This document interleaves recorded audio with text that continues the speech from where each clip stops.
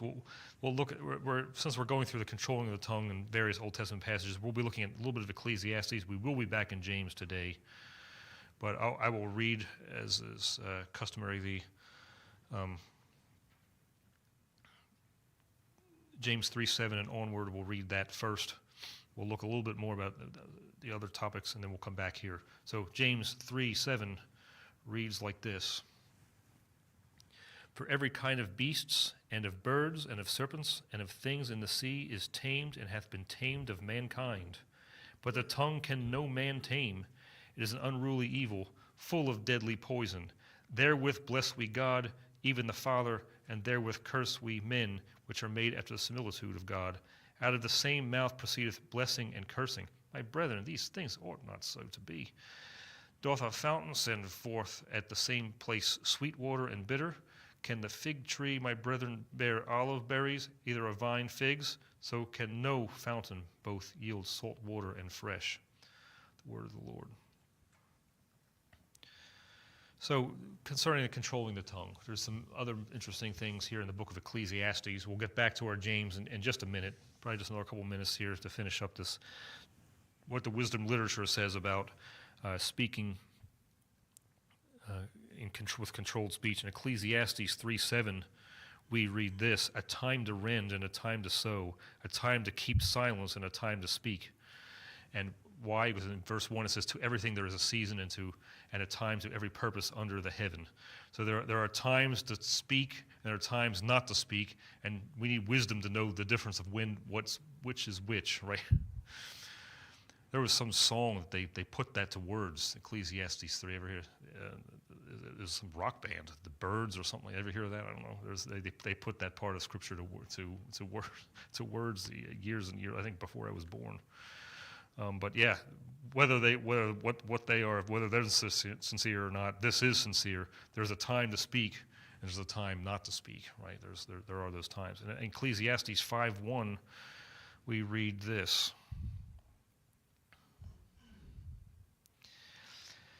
Keep thy foot when thou goest to the house of God, and be more ready to hear than to give the sacrifice of fools, for they consider not that they do evil. But not rash with thy mouth, and let not thine heart be hasty to utter anything before God, for God is in heaven, and thou upon earth. Therefore let thy words be few. For a dream cometh through the multitude of business, and a fool's voice is known by a multitude of words. When thou vowest a vow unto God, defer not to pay it, for he hath no pleasure in fools. Pay that which thou hast vowed. Better is it that thou shouldest not vow than thou shouldest vow and not pay. Suffer not thy mouth to cause thy flesh to sin, neither say thou before the angel that it was an error.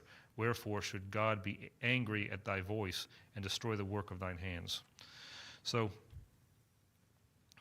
we will go into this topic again in chapter 5 of James, but suffice it to say here is that there's a good reason why we shouldn't vow to the Lord, because if you utter a vow and then you don't pay it, there's repercussions for that, and the Lord will be after you for that.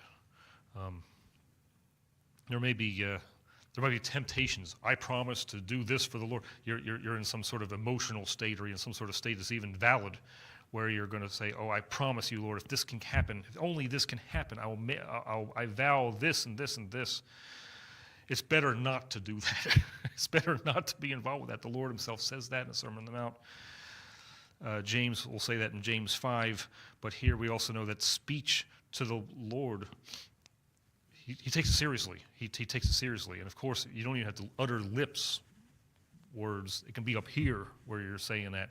Coming before the Lord, it's better to listen than to hear, is what we're saying here. So to make a vow and then not pay it is a huge mistake. I did not come up with examples, but there are scriptures that talk about that. There's Jephthah.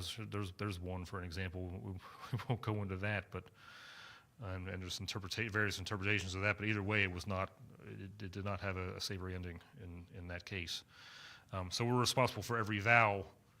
Be careful with what you say, even before the Lord. But again, Ecclesiastes 10:12 through 14, the words of a wise man's mouth are gracious, but the lips of a fool will swallow up himself. The beginning of the words of his mouth is foolishness, and the end of his talk is mischievous madness. A fool also is full of words. A man cannot tell what shall be, and what shall be after him. Who can tell him? So the kindness of the wise man contrasts with the words of the fool. So the words of the fool, they are unkind. They come back to haunt him oftentimes. The fool also always has something to say, even if he doesn't understand what he's the subject at hand. He'll just offer his opinion. You know, those people that they just have to say something, even if they know nothing of the sort. That happens, and we can all succumb to that, and we don't want to be like that. We don't want to be that, and that's why we need to come to the Lord for everything that we say. And how many, a lot of those types of people, they fool a lot of people because they make it look like they know a lot, and they really don't. And so that's even worse. So that's just a little bit from the book of Ecclesiastes. I hope some of those things were interesting. I know these are all familiar things, but hopefully this was interesting to tie the power of the tongue and how serious some of these things that we can do with the tongue, and help us think twice in those matters. Hopefully some of that was helpful. Which comes back to why in James 3, hopefully will give us some more context for this as well. So in James 3:7 it says, "For every kind of beasts and of birds and of serpents and of things in the sea is tamed and hath been tamed of mankind, but the tongue can no man tame, is an unruly evil full of deadly poison." So when it says in verse 7, every kind of beasts have been tamed of mankind, I mean, all means all. And so just think about that. Every kind of animal has been tamed, but the tongue cannot be tamed. And so when we talk about every kind of beast, how about has humanity tamed the blue whale? Well, apparently.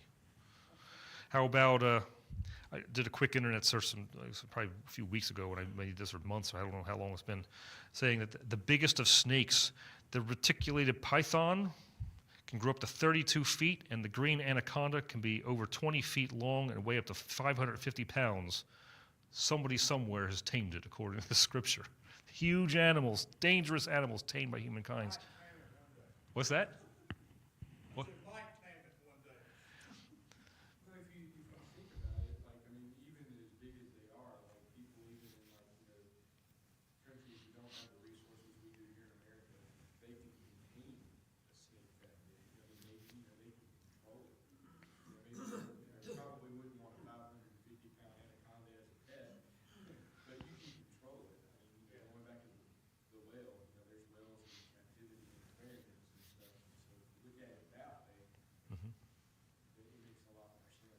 Sure. As opposed to if you picture tame as I've got a pet. Oh yeah, I guess I wasn't kind of thinking of it that way, but yeah, I mean, yeah, yeah, for sure. Contained, subdued in some way. Lion tamers, how about that? Remember the behemoth? We went through the Genesis stuff some time ago. How about behemoth? Possibly a sauropod, brontosaurus type of creature, right? He moves his tail like a cedar in Job 40, verse 17. Bones of strong pieces of brass. Tamed. But leviathans in the same studies, Job 41:27, steameth iron as straw, and brass is rotten wood. So he snaps metal. Out of his mouth go burning lamps, sparks of fire leap out. Out of his nostrils goeth smoke as of a seething pot or cauldron. You know, those sorts of things that we saw, these real-to-life fire-breathing dragons, somebody somewhere tamed, contained, slew, subdued, something, overpowered it in some way. So to think that all these animals, all these things containing these creatures, nobody has ever tamed his own tongue perfectly. To think that mankind can contain these things and not his own tongue, that tells you the severity of this, and this drives us to the Lord, right? Because what can you do?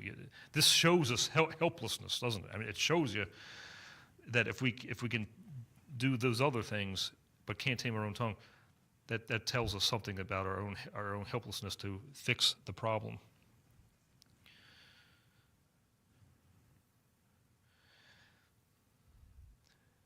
So yeah, God, by the power of his Holy Spirit that we have in us, he's the one who can tame the tongue. Because no man can tame the tongue, but he can tame the tongue for us. And it's reliance on Him, though. I don't think things they don't automatically happen, like I like to say, automatically. It doesn't just poof. Because if you're not relying on Him, the old nature is just there. Once again, Tim, it comes back to what Bill was saying, tame means to put under submission, I guess you could say. Mhm. But at the same time, like you talk about wicked control, the fact that God controls our tongue, like in witnessing, He brings in the thoughts of our, from our heart to witness to people. He's controlling our tongue, not be so much, He's probably tamed it to keep it from maybe beating somebody half to death or being ugly to it, but, He controls it. That's what is it? Be ye filled with the Spirit. Be not drunk with wine, but be filled with the Spirit. So He's taming the tongue, but He's also controlling the tongue at the same time. Yep, absolutely. And we'll see some of those scriptures, that exact topic. We'll be looking at that shortly. What's that? I said I was jumping ahead. No, that's good. Always, if there's things that you want to say, please say them, right? Please say them. That's encouraged. I don't want to just say, "What do you guys think?" and then pause and all. You just dive in there, right? Like, who am I, right? It's just to get some thoughts going. We could always, if there's something we want to bring it up every time. Yeah, I don't want to make it sound like that. I dominate the time. I don't want it to be like that, right? So, if you ever have anything to say like that, yeah, I appreciate it every time. Apart from Him, the tongue is what an unruly evil, full of deadly poison.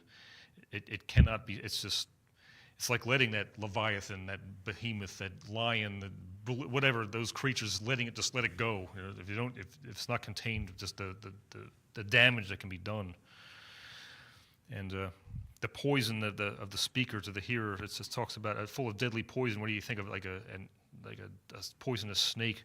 How about this, Romans 3:13? Their throat is an open sepulcher. With their tongues they have used deceit. The poison of asps is under their lips. So it's a two-way thing. Having looked at these various scriptures, we know that the tongue, it harms us and the people that are hearing at the same time. So that's why it's so serious. Romans 6:13, neither yield ye your members as instruments of unrighteousness unto sin, but yield yourselves unto God as those that are alive from the dead, as your members as instruments of righteousness unto God, and including in those members is the tongue, of course. In verse 9, we read this in 9 and 10. It says, therewith bless we God, so with the tongue, bless we God, even the Father, and therewith curse we men, which are made after the similitude of God. Out of the same mouth proceedeth blessing and cursing. My brethren, these things ought not so to be. So here we're right here, we're going to start talking about this, and in the next couple verses, we'll be looking at source, which is, I keep going back to that source. Now, that is which from above, and that's which is from down here within. The rest of the chapter will be dealing with that and beyond. So blessing and cursing, we're blessing God and then cursing other people. They're opposites. They're mutually exclusive. They can't coexist. They shouldn't coexist. It doesn't make any sense that they would. That's why it says these things ought not so to be. It's because they're made after the similitude of God. So there's key. We'll get into that in a minute. Hold on. Get ahead of my own self here. Yeah, we talked about being in the image of God in other previous studies. We bear His image on earth, and that goes all the way back to Genesis 1 and 2, right? So we were meant to bring glory to the Lord more than anything else. We reason, think, feel, act like no other creature in creation, right? There's nothing else like human beings, and there's an obvious difference between looking at people and looking at animals and things like that. Psalm 8:4, in the original context, that is, what is man that thou art mindful of him, and the son of man that thou visitest him? So even as fallen image bearers of God, he cares for us. He even avenges for us. Genesis 9:6, whoso sheddeth man's blood, by man shall his blood be shed, for in the image of God made he man. So when we're cursing other people, we're cursing those that perhaps imperfectly, but bear God's image, and they're important to Him. We're important to Him. other people are important to him. So it's contradictory to bless God and then turn around and curse those that God has made. And it puts it in perspective when you think about speaking against other people, that kind of thing, which we all do to various degrees, even if it's just in our minds. It's a dangerous thing where certain people just rub us the wrong way. And we might be not saying, like this kind of thing, but there's that kind of thing where you think of certain people, and it's when you put it in this perspective, it sort of makes us take a step back, and it's a sad thing that we can be against other people. I mean, how can we be pleasing to the Lord when we're against such other people and other people in so many ways? Colossians 1:15, Jesus is the true image of God, it says here, the perfect image bearer. Which Colossians 1:15, who is the image of the invisible God, the firstborn of every creature. And again, regarding this, and have put on the new man, which is renewed in knowledge after the image of him that created him. So it says when we say that blessing and cursing come out of the same mouth, we see that the same source provides both blessing and cursing. And now we're going to have some physical examples in the physical world. So here's the question. It says, "Therewith bless we God, even the Father, and therewith curse we men, which are made after the similitude of God." Can we actually bless God and curse a human being and curse a man at the same time?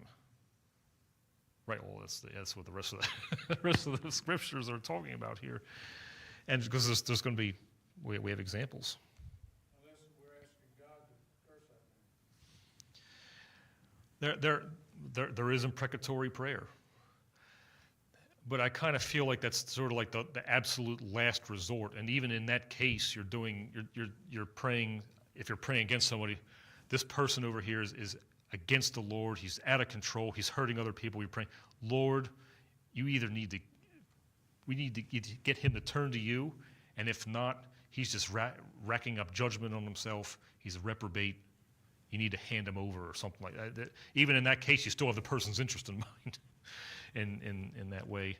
But yeah, there are times for imprecatory prayer. They're out there. We see them in Scripture. It's scriptural to have that at the same time. So yeah, absolutely.